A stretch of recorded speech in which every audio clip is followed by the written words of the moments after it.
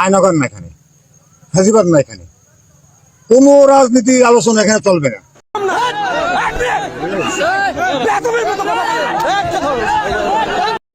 কত বড় বেয়াদব! এ বেয়াদবকে মাপ চাইতে বলেন। করা হবে, কিন্তু জেনে রাখো এখানে ওয়াশ করতে আসছে, ঠিক আছে? আয়নাগর না এখানে, ফ্যাসিবাদ না এখানে, কোনো রাজনীতি আলোচনা এখানে চলবে না। আপনি কি বক্তব্য দিচ্ছেন এখানে? রাজনীতির কোনো অনলি ওয়াশ, কোনো রাজনীতি বক্তব্য এখানে দেবেন না। সেটা কিসের রাজনীতি? না, তা আপনি আয়নাগরের কথা কেন বললেন? ফ্যাসিবাদ কেন বললেন? চিত্রটা তুলে ধরলাম। নো, এটা চিত্র, আমি তো বললাম নো। নো, এভাবে তো বলা উচিত না। এখানে আলেমরা আছে, যে থাক, আমি আপনাকে নিষেধ করলাম কোন রাজনৈতিক কথা যদি বলতে হয় আপনাকে আমি স্টেজ থেকে এটা কেমন বিষয়? একজন আলেম বলবে। আপনি তর্ক করেন না, আমার সঙ্গে তর্ক করেন না, আমি তর্ক পছন্দ করি না। আর খতিব সাহেব, আমি ওরকম বক্তব্য শুনলে ওনাকে স্টেজ থেকে আপনি নামায়েন না। আচ্ছা আচ্ছা আচ্ছা, বাদ দেন। একজন আলেমের সম্মান আছে। না, তারপরে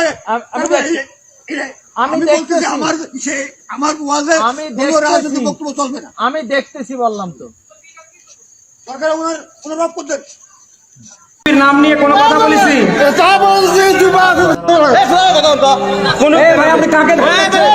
আপনি কি? আমি কি বিএনপি কথা বলেছি? আপনি কথা বলেন, বলেন বলেন কথা বলেন কথা বলেন, আপনি কথা বলেন। আপনার সাহস তো কম না।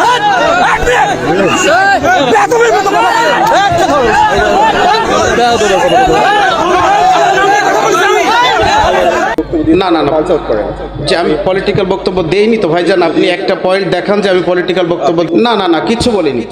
মুসলমানদের পাওয়ার জোরে বলা লাগবে, আছে না নাই? মুসলমানদের পারমাণবিক বোমা লাগে না, AK-47 লাগে না, চাইনিজ রিভলভার লাগে না। কি কেন বলবো? তবে সাদাকে সাদা আর কালোকে কালো বলাই লাগবে, কারণ আমরা গোলাম একজনের। তিনি কে? এটা আমাদের বলাই লাগবে। কারণ কোরআনের ময়দানে কোরআনের কথা যদি না বলা যায় তাহলে আর এই দেশে থেকে আমাদের লাভ কি? জি বলেন। ঠান্ডা মাথায় কথা বলেন। ঠান্ডা মাথায় মানে কিভাবে বলবো বলেন আপনি? নষ্ট করি না। আমি কি বলেছি বলেন? ঠান্ডা মাথা আর গরম মাথা, কোরআনের কথা তো গরমই হবে, ঠান্ডা হবে কেন? মানুষ উত্তেজিত করবেন না। মানুষ কেন উত্তেজিত করবো? খাবার নষ্ট হবে তোমার কারণে।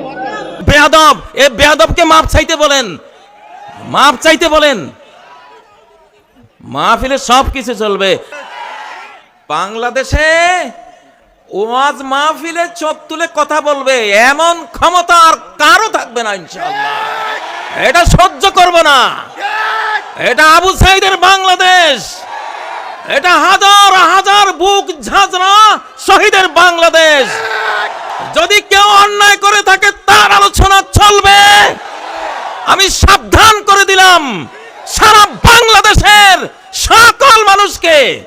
এই দেশে আলেমদের মাহফিলের সামনে, কোরআনের তাফসীরের মাহফিলের সামনে বেয়াদবি যে করবে, আকাশ গাইডেড আক্রমণে তার 14 গোষ্ঠী নিপাত হয়ে যাবে।